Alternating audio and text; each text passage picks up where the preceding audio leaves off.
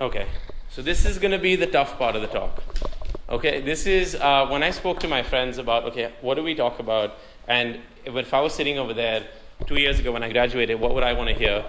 Here are some cold, hard truths. Let's get this out of the way, because this is something I feel very strongly about, that I think every student needs to hear.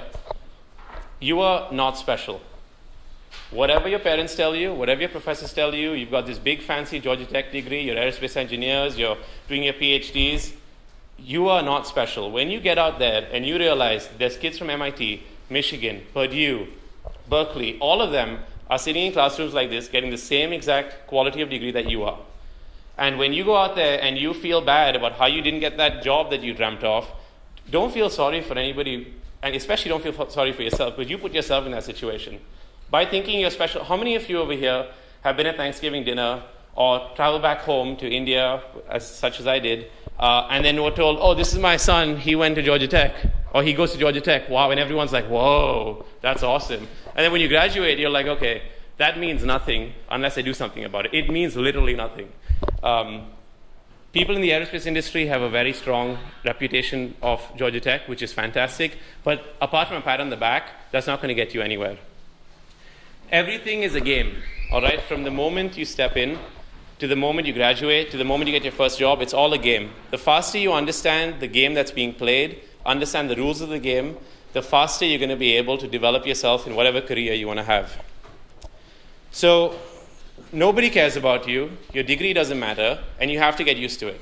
And the faster you get used to it, then you can do something about it. You know, in preparation for this talk, I was talking to a couple of friends, as I mentioned, and one of the things that we kind of came up with was the world is created for average people by those who are not. Now, I haven't Googled and checked if anyone said this before, but I will say this on camera in front of you guys. We came up with it, so if you see this on a book or on a billboard, you know, give us a shout out. But basically, being average isn't bad. There's nothing wrong in being average. Being average is being a good aerospace engineer. It's having a good degree, having a good job, you're making a good amount of cash, you've got a good, stable family, and that's great. You know, you enjoy your weekends, you go on vacation, you have a lot of fun. But in order to build a world for people to enjoy, you can't be in that world. You have to step out of it. And to step out of it, you have to be above and beyond average. You have to be out of the box. So it's difficult when we're sitting in classes that we are in, where everybody around you is your competition. You're put in these projects where you're all told to collaborate, but at the end of the day, you all know that you're all vying for the same exact jobs. There's only one Boeing position in what you're interested in, and all 10 of you are going to apply for it. So if you're exactly like everybody else, there's not going to be any differentiation between you and anyone else that's applying for that same job. So if you want to create a world, if you want to create products, if you want to be a leader in the industry that you want to go into, you have to break through and not be average. But there's nothing wrong with being average. A lot of people are comfortable, and that's fine. So another thing which irks me quite a bit is multitasking. I'll be very honest. It's bullshit. Multitasking is an easy way for people to say that they can't pay attention to one thing. It's simple. Focus on one thing. Get it done, get it right. What happens when you multitask? You go back and you have to go review it again. You go back, you have to go review it again. Multitasking does not mean having Facebook open and then working on your project. That's not multitasking. This whole culture of I'm busy all the time and that makes me smart just doesn't cut it anymore.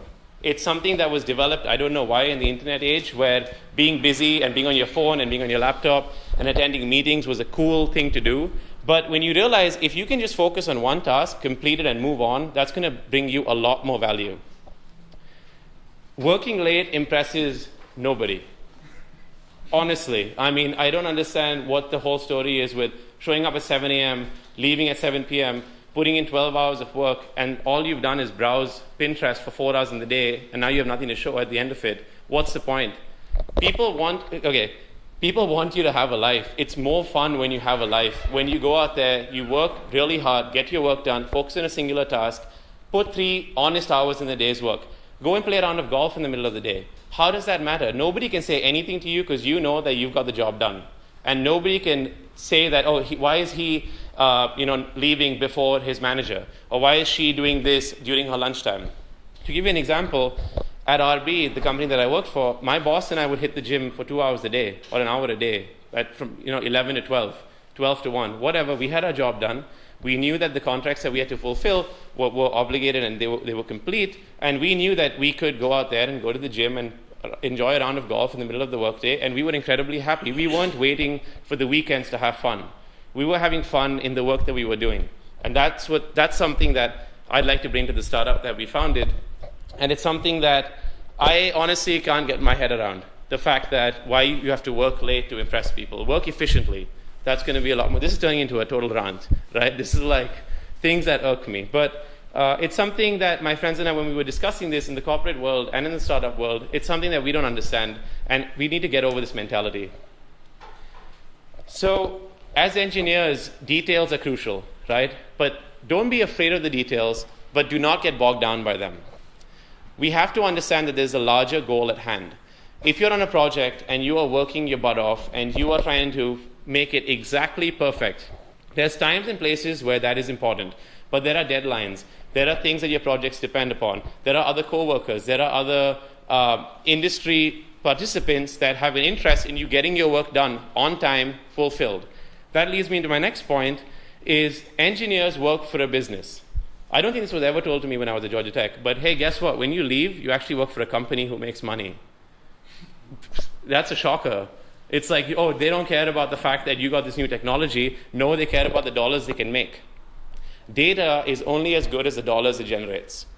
We have to remember that. As engineers, as impactful engineers, when you understand you work for a business, yes, if you work in an academic institution, it's different, but in academic institutions, you've got funding requirements, you've got funding needs, you have timelines.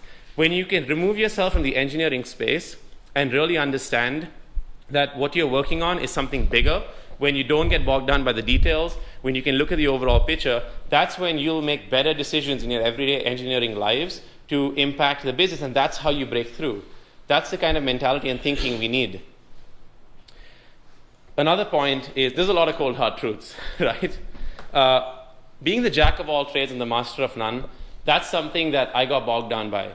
I was trying to do aerospace and do the Model UN Club, the finance, Georgia Tech Student Finance Investments Committee. I was trying to do the Interfraternity Council job. There was one semester, I think I was taking like 19 hours or something ridiculous like that, and it had like 3 leadership positions. And I got D's in 2 classes. And I was like, okay, hold on a second. I'm not learning anything. Being busy is impressing nobody. I'm the only one who's frustrated over here. So why should I try to do all these things? And I'm mastering none of them in the process. At the end of the day, I had to go back and take that economics class because I wasn't satisfied by the D. I wanted to change that grade. And I was like, I didn't learn anything. So the point is, it's good to be involved. It's good to do a lot of things, but focus on things that truly matter. It's difficult as students and at our age to understand. I'm 26, by the way, in case any of you are wondering. At our age, it's very difficult to understand like what we're passionate about and what we want to do in our lives. But if you can somehow figure out, the universe around which you want to be, then you can kind of focus on the things you want to do. And when you can start doing that, then you kind of focus on the things that are important. So another thing is, it's okay to be selfish.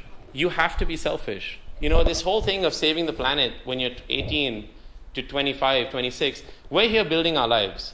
You have to think about that. It's great that you like, comment, tweet on your Facebook posts about helping people around the world. That's fantastic. But at the end of the day, you have to think about yourself first. If you want to make a real impact, go make something of yourself first. Then go help people.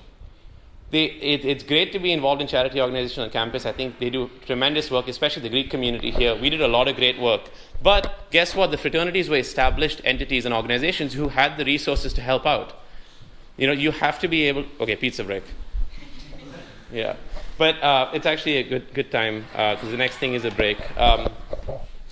But you have to be able to understand that you have to be selfish. You got to think about yourself, put yourself first. You have to choose yourself, because if you don't choose yourself, nobody else is going to. Your parents, your professors, all your well-wishers, that's fantastic, but at the end of the day, it's an extremely competitive environment out there, and you have to choose yourself first. Okay, let's take a pizza break.